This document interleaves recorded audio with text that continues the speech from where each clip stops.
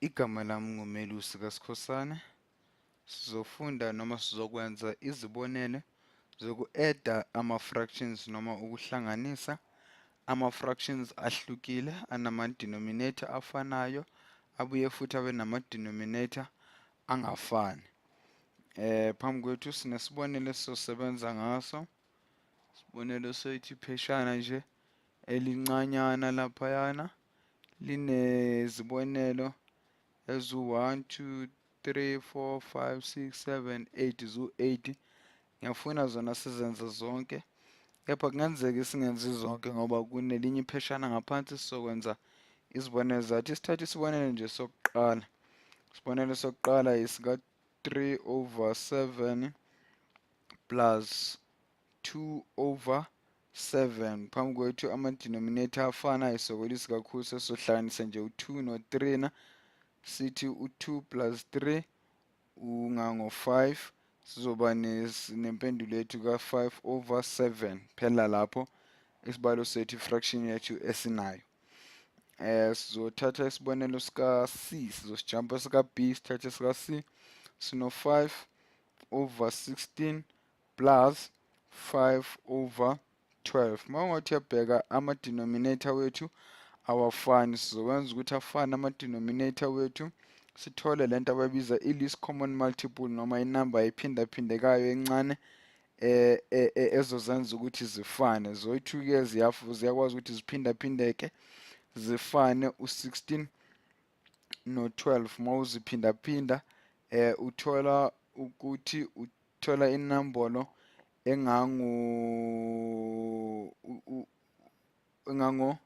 thi ngibale kahle, okay?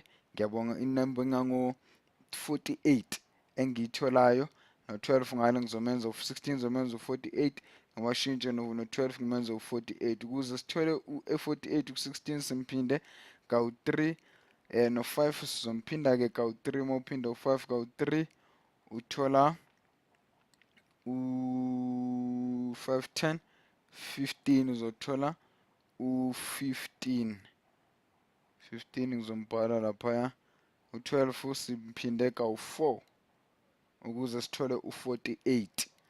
Simphinde u-12 times simphinde kawu-4 sathola u-48. No-5 sokwenza kanjalo, simphinde ngo-4 sithole u-20. Kusuka lana kena sesiyazi ukuthi i-denominator yethu u-48, i-numerator yethu sizothi u-50, 48 lona sothi 15 plus 20 sithola u-35. Siphelela lana isibonelo sethu.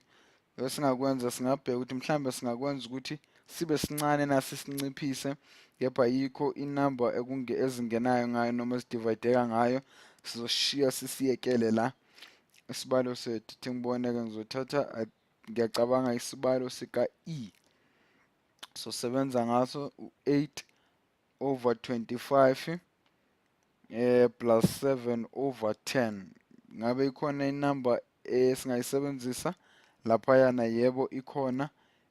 Zowuthuna u-50 ubonakala ayinamba ezingaphindaphindeka zifike ku-50 zombili. Uphima uphinda u-25 kawu-2 uyamthola u-50. Zobhala laphaya u-25 simphinde kawu-2 sathola u-58. Masimphinda kawu-2 na sizothola inamba engango-16. Masiphinda futhi u-10, u-7 over 10 naye somenza kanjalo.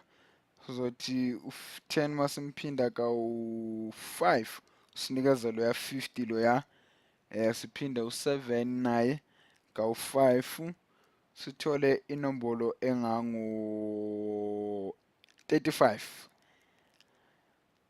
Sothi-ke 16 plus 35, 16 plus 35, ukhumbule senza uku-add-a lana, siyagcwalisa nje siyahlanganisa.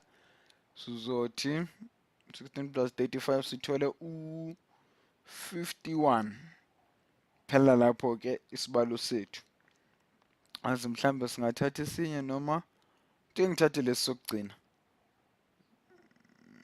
Ngithathe esokugcina esika-G phambi kokuba sidlulele phambili. Esika-G sizothi sithi sona 7 over 15 plus 2 over 9. Ingabe u2 over 9 u15 no9 ikhona inombolo singayiziphinda ngayo, singayiphinda ngayo zize zifike enombolweni efanayo noma elinganayo? Yebo, yona ikhona. Siyayithola u15 sizomphinda no9 siphinde naye simphinda sizothola u45. Siphinda u15 simphinde ngo 3, sophinda u7 naye sometimes ngo3 sithole u21. Sizoya ngale ke ku2 over 9 u9 yena simphinde u9 simphinde ngo5, sizophinda no2 ngo5 sizothola u10. Siphinda u2 ngo5 sizothola u10. Singasuka ke lana sithi u45 uthi denominator manje efanayo, sizothi ke u21 plus 10, 21 plus 10 sithola u31. Phela lana ke manje sizokwenza ke i-word problem noma inkinga yenkulumo. Kuthiwa kunoNadia, noPeter, no-Ian. Laba 4 bonke bafuna ukuhlanganisa imali bayothenga u-ice cream. UNadia ke uye omdala, ukhipha imali engango 1 over 2 noma uhalf wemali. UNadia loyo. Bese maqeda u-Ian yena olandelayo nomdadlanyana ukhipha i1/3 yemali. Singasho ukuthi ukota njalo wemali ukhipha yena u-Ian u1 over 4. Maqeda ke uPeter omncane yena ukhipha imali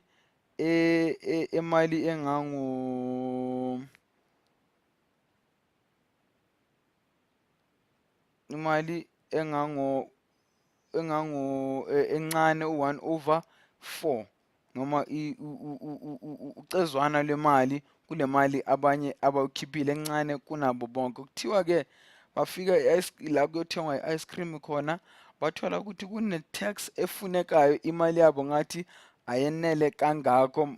Kepha bathi bayabala bathola ukuthi kanti baphethe imali enele kahle ncamashi neseyifake i-tax ngaphakathi. Kuthiwa uma bethenga i-ice cream sekuhlanganiswe ne-tax izoba kufuneka imali engakanani.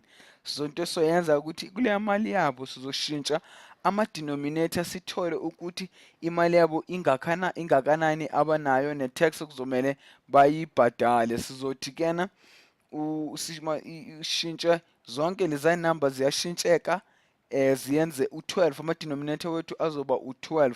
Ukuze sishintshe ulona sithole u2 simphinde kawu6 sathola u12, sizophinda u1 kawu6 sithole u6. Ngapha siphinde u3 kawu3.